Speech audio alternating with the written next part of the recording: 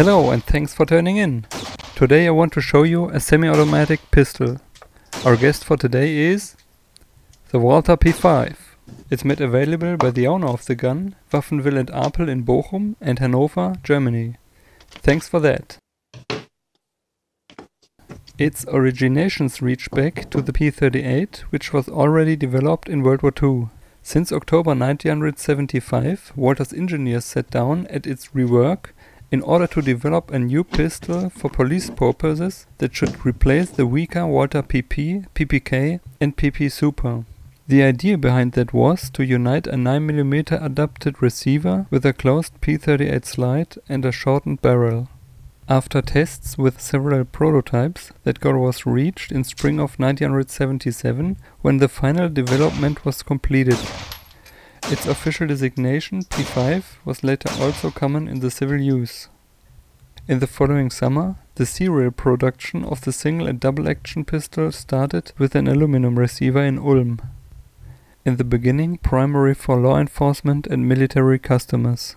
The last one was built in 1993. The caliber 9x19 Luger was by far the most built caliber. Also 1900 units were built in 30 Luger and an unknown small number manufactured in 9x21 EMI. For law enforcement exercises, a plastic training kit was offered. That one had a capture chamber in two parts to simulate the recoil. To simplify the identification, these ones had a longer barrel with a blue ring mark.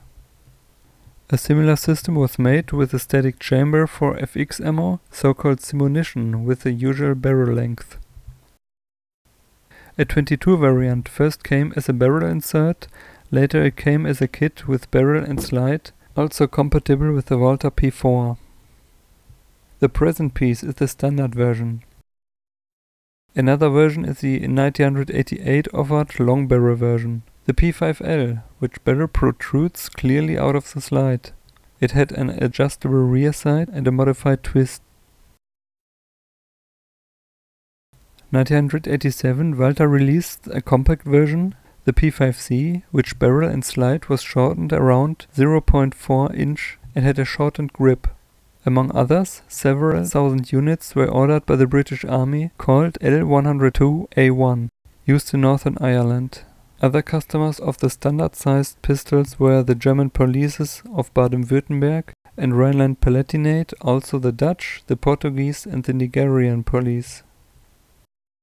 The P5 is one of the relatively few developments with a locking block.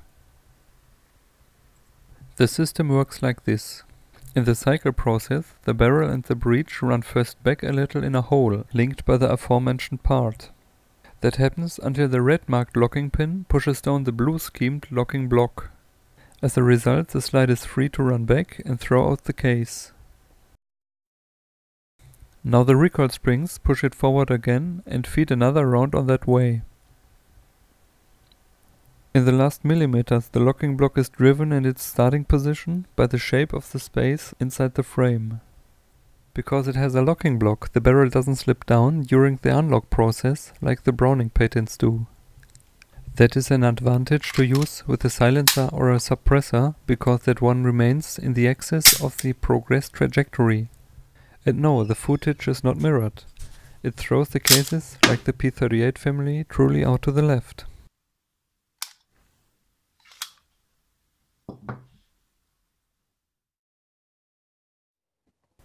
The magazine catch is at the bottom of the mag well, but it does not snap beneath the mag plate. Instead, a tongue matches in a milled out area in the back of the magazine. That avoids an accidental release at the clothing or something when you carry it. Different to the 9mm parent guns, this slide was closed. Also, the slide release button was modified. That one was not directly linked to the latch, like those ones of the P38 derivatives, and also works as a decocker in locked state.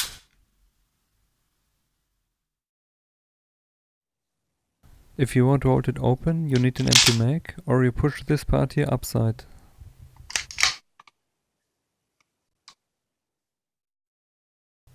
Of course, the gun has further safeties. The firing pin is not reachable for the hammer as long as the trigger isn't pulled. There is no manual safety.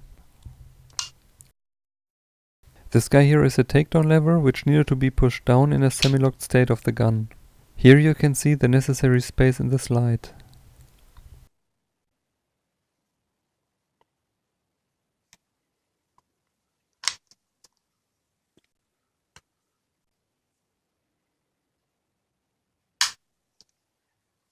After that you can detach the upper components in a bulk. The mainspring is similar to the P38 on both sides of the receiver, where they are secured against falling out. When it is delocked, therefore you need to push the pin, you can extract the barrel.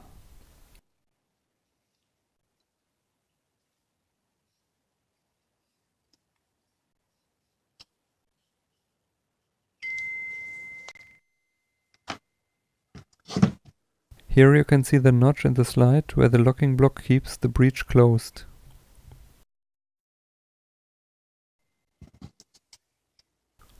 This one is the locking block again. During the shooting process it looks like this. In the upper state it is locked, and in the lower position it is released to cycle. Locked, delocked. For the reassembly of the barrel you need to delock first.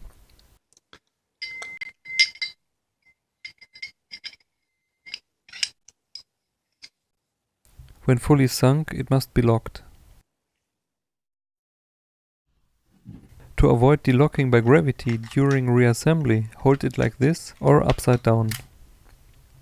The reassembly of the P5 is much easier than reassembling other guns because there is no spring tension until the last millimeters. And ready. A few infos finally. Thanks and best regards to Dennis. He is a Dutch admin of an English language homepage full of more information about this pistol. For example, its 8 versions and differences in the triggers. Thanks for watching, hope you liked my video. Forgive me my mistakes, English is a foreign language for me. I'd be glad about all kind of polite comments, a thumb up, or if you watch my video about historic cartridge priming patents most people never heard about. Have a great day!